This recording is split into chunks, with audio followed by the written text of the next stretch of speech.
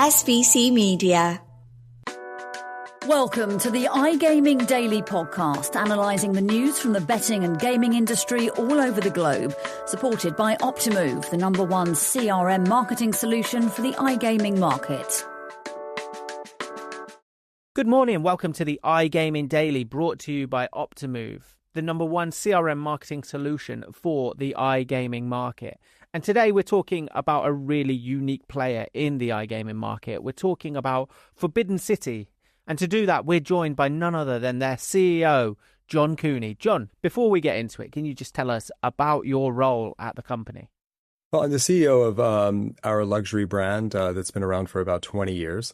So I oversee our intellectual property portfolio and look for new opportunities and develop strategies for the future of our business, which has done really well in the sectors of retail and hospitality for the last 20 years. Nice. And those, as we'll get into, those opportunities, those unique opportunities are far different to most others within iGaming, but we will get into that. But yeah let's actually talk about what sets Forbidden City apart within the iGaming market. Well, I think this is probably a world first where a traditional niche luxury industry player has decided to license their brand into iGaming. So, we own registered trademarks in various classes all around the world. And I think that we decided after just being in business with ultra high net worth people for so long that many of them were in this industry in some way, in crypto or in iGaming. And we just had a lot of organic feedback from customers to say, hey, have you ever thought about this? And the more I started to think about it, I thought, wow, this is really an interesting opportunity to be able to take one world of retail and hospitality and travel, which our brand is, and discovery, and then parlay that into a totally unrelated world and do that through licensing. So I think that we're coming at it from an angle where we're leveraging all of the strengths that we built over time, and we're allowing the operating entity who's going to operate the casino, in Asia and other select markets, to be able to offer things to clients that nobody else is able to do in terms of the way that we're able to do it and how clients can actually physically touch the brand, not just live in it virtually. Okay, interesting. And when you say physically touch the brand, you mean they're going on trips, they're sure. They can visit us at one of our hotels. We're developing an industry-leading and I think revolutionary loyalty program that brings together our shopping experience, brings together, iGaming, brings together our hotel experience. So customers will be able to redeem their loyalty points for actual real-life experiences on the other side of the pond from wherever they are, to be able to experience Forbidden City for what it really is. And so I think that that's something that's not really done now. So we have a tremendous offering, and I think to be able to open that up to a virtual world and welcome people into a world that's known to a very select few customers, actually, in terms of what we do in our traditional brick and mortar business is, I think, is a unique offering, and it's really never been done before. Yeah, it's really interesting actually because. Me and my friends have a bet on the football at the weekend, and if we land a bet, obviously this is on a far smaller scale to the things you're talking about, but I think it kind of taps into that same thing. If we win a bet, we would buy like a new pair of trainers or something, and we would say, this is courtesy of Garnacho first goal. Exactly. And it was nice to put the bet to put the winnings to something, and obviously that's a way smaller scale than what you're talking about, but I think it taps into that same sentiment, right? Absolutely. I mean, I think if I look at what competitors are doing in the market, it's just so materially different to what we're doing. And that's really been kind of interesting. I think that, in our retail and hospitality business, we don't really have that many people that I would say are direct competitors, because we do something so different and so unique, and work with a clientele that is really discreet and private. And I think in online gaming, we're going to try to do this similar thing. And people will want to be able to experience this world that we've created. And absolutely, it's something where you can put your play to use. hopefully, and experience the rest of our brand. Yeah, nice. And before we go into the demographic you're tapping into, let's roll it back a little bit. And obviously, you're kind of armed with all this feedback from high-end customers on what they would like to see, as you mentioned. Day one, and you're planning something new. You're stepping into the unknown. How does that look like? What does that blueprint look like? How do you? I guess how scared were you as well to kind of take this leap and do something completely new? Well, I think it is new and it isn't new. In reality, what we're really doing is licensing and franchising. So we'll leave the actual operation of the casino to some experts who are licensing the brand. But what we're also bringing is really 20 years of tradition and customer service excellence to them. So yeah, it's scary what's really scary is to kind of license a very well-established brand with a high pedigree into a business where it doesn't have really a great reputation, let's say. So it's how we're going to be able to maintain the brand pedigree throughout the customer experience. And I think that's one of the greatest challenges as a licensor is always to make sure that your product is represented well. So certainly that is our primary concern. And I think that, we've been dealing with ultra high net worth people, so high rollers on the iGaming side and ultra high net worths in the world of retail and hospitality. And I think that what will happen in the iGaming operation is that it will mimic what we do in traditional retail and hospitality. So we'll have the aspirational play. In retail, it's perfumes. In iGaming, it's slots.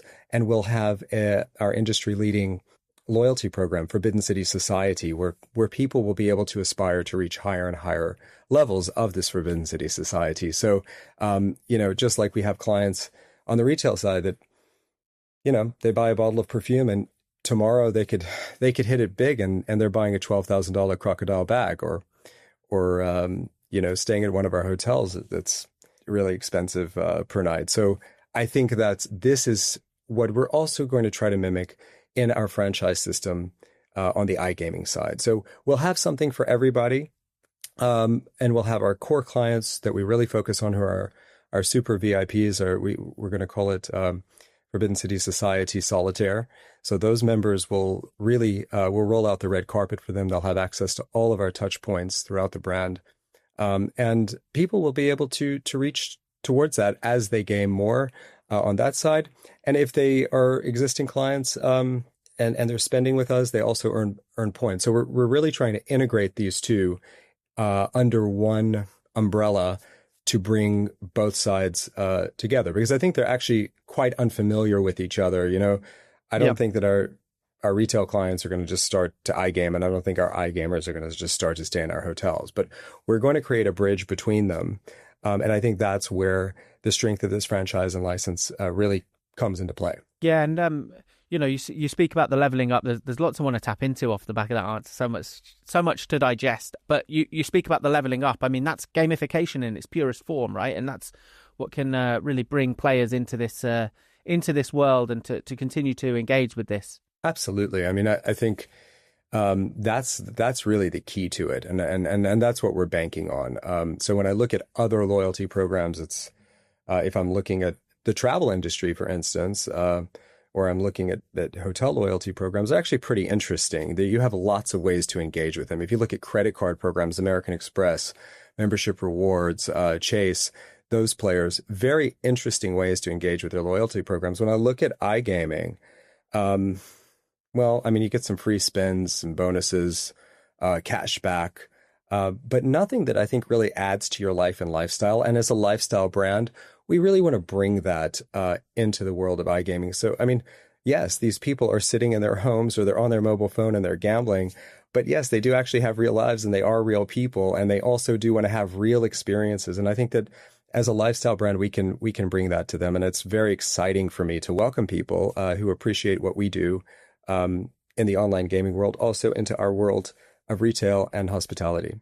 Yeah, and John, sometimes they want a $12,000 crocodile bag. I can't let you skip over that because that really piqued my interest. That's a cheap one. No, I'm kidding. Is I'm it not really? cheap. Okay, Inexpensive is the word. Yeah, I'm not going to be like the CEO of another luxury brand. She used the wrong word recently and got him in a load of trouble on a television show. But no, I mean, of course, we have very exclusive products that I think people will be able to learn about and discover. And that's what we really want, is this cross-pollination from one world to another. And we hope that it will open up for Forbidden City a whole new group of clientele that we didn't have pre-pandemic. How do you decide the prizes? That's because it's just piqued my curiosity so much. Like and that's such a basic question. I understand that, but the portfolio of prizes that you seem to have, or rewards, it's so vast, from trips away to the crocodile bag, that type of stuff.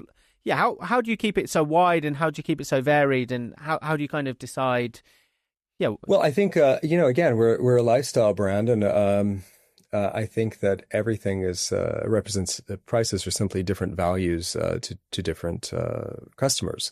And so our prices are really decided upon the perceived value of our items and the exclusivity of it. I mean, we're one of the most exclusive niche players, I think, in the world of luxury. And our pricing reflects that. So we have unparalleled quality and craftsmanship in our retail goods.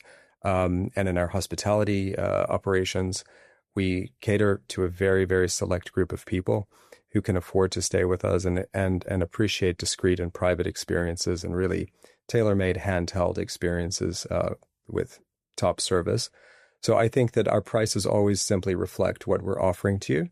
And as a pragmatic luxury brand, we are truly an offering that makes sense, I think. And I think that's why we've been around for so long, as something that just started only 20 years ago. So we really follow through on making what we do make sense. These prices may not make sense to everyone, but they were never intended to. Yeah, that's part of the art, right? It's almost personalized for each person so they can really get the experience or the prize they want. Sure. I mean, I think that we are a nuanced luxury player, so we'll try to have that also in the casino operation side. But I think every Forbidden City customer walks away from an experience with us in any sector of our business, and I certainly hope that happens in iGaming as well, where they say, that was really special, but I can't really quite figure out why. And that's the nuance that I think that we bring to luxury. That's really different from other players. We're not based on hype. We're not based on everyone has to have one. We're based on quality and this idea that, wow, it's really special. I just can't understand why. But that's many, many different small facets of things coming together to create a big picture for a client. And that's the magic and art behind it. Yeah, nice. Well, we're going to take a quick break, John, and then we're going to detail more about some of the markets you're in, and a bit more into how you kind of engage the players that you do.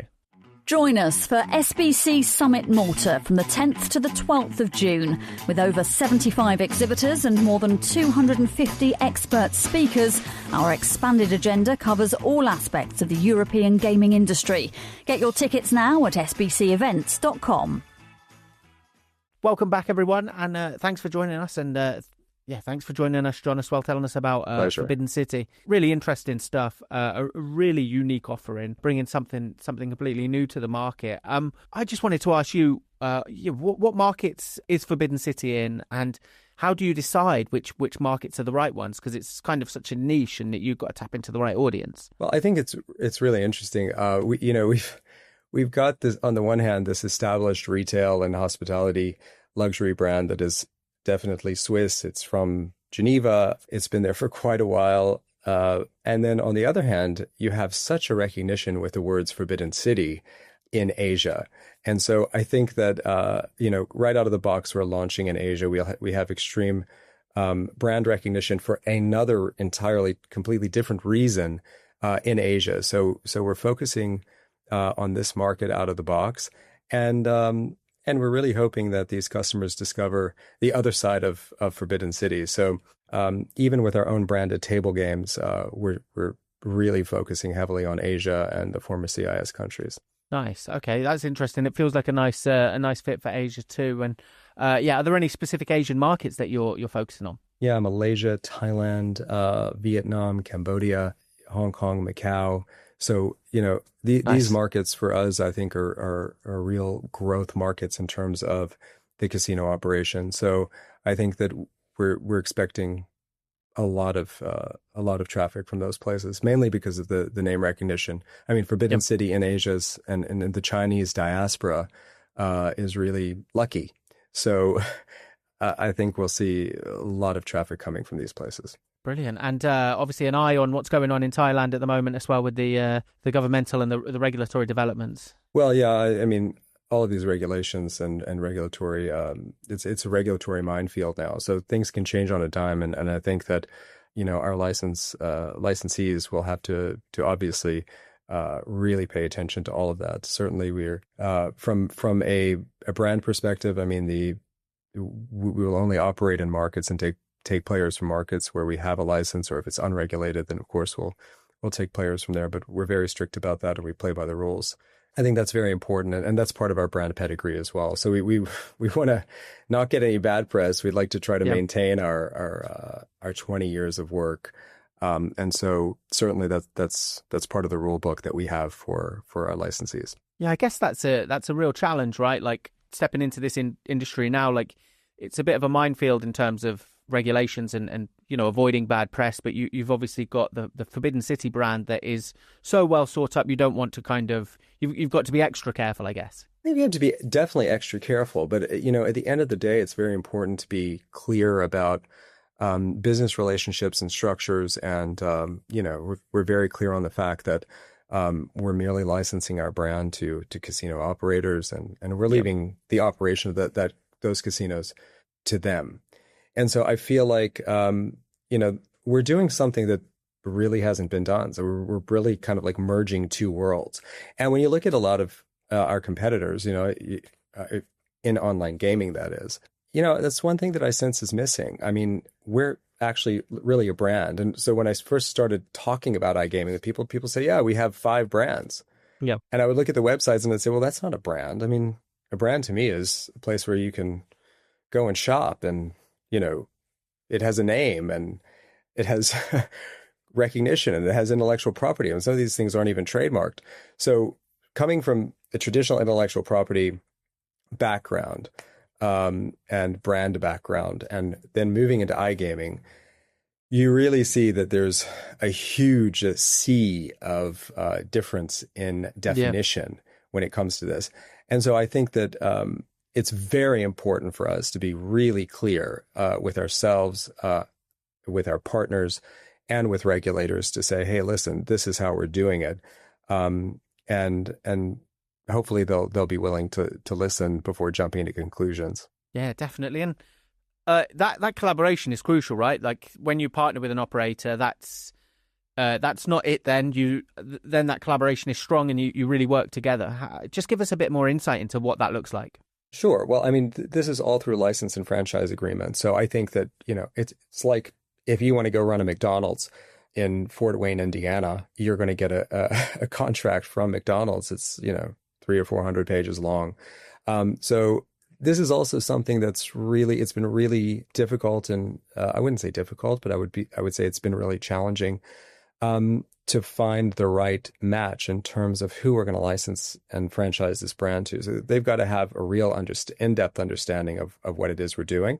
And then also to be able to take our list of, I'd say, demands in our license to be able to actually execute what we're talking about, So I think that's just not normally done here. And so no one's really used to it. So that's been a big challenge. But I think that we've gotten the point across, and now it's working. So we're going to launch here, in the next 30 to 60 days in a big way. So I'm really excited about that. And I think that, I hope that we can maintain the pole position for a while, but I hope that other brands join, because I think that it's high time in iGaming to have a real look and feel with real brands in the mix. Nice. I couldn't agree more. It's very exciting times. And another market, not to be speculative, but it just feels like the perfect fit.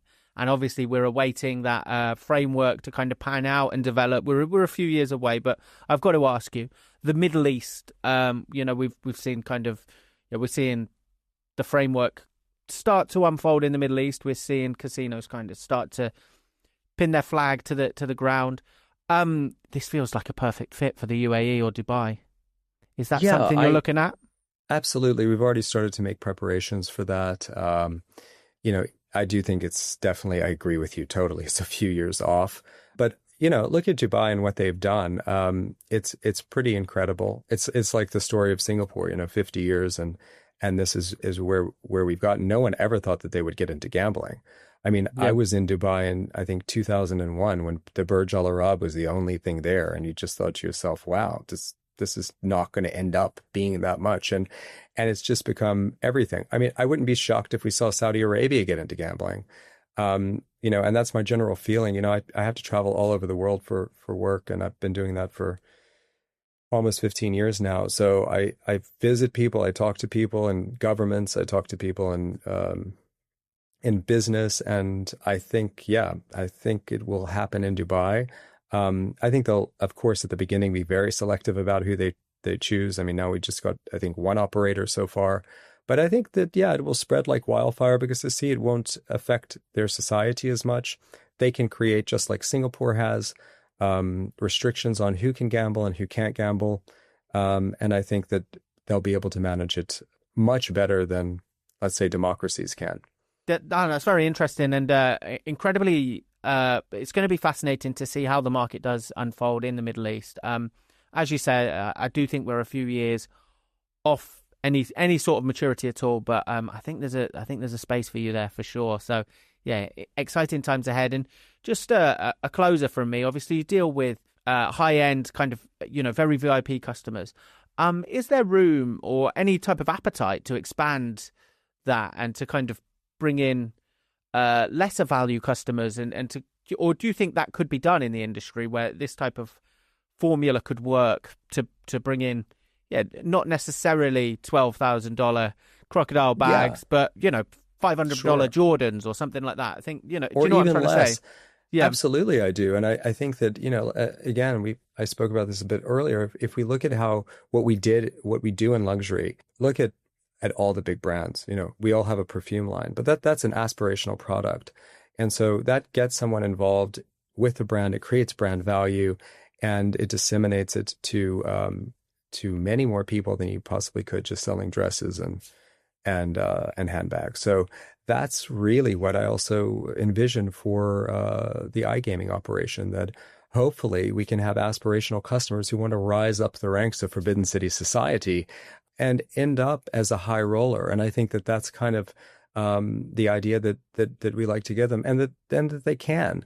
So I think if we just mimic what happens in retail and hospitality, on the iGaming side, that there's room for everybody, and we can make everyone feel welcome. Of course, we specialize in treating very wealthy people in a certain way, and we know how to make them feel great. But I think with our loyalty program, we also can make mass market feel great and give them the ability to step up a notch.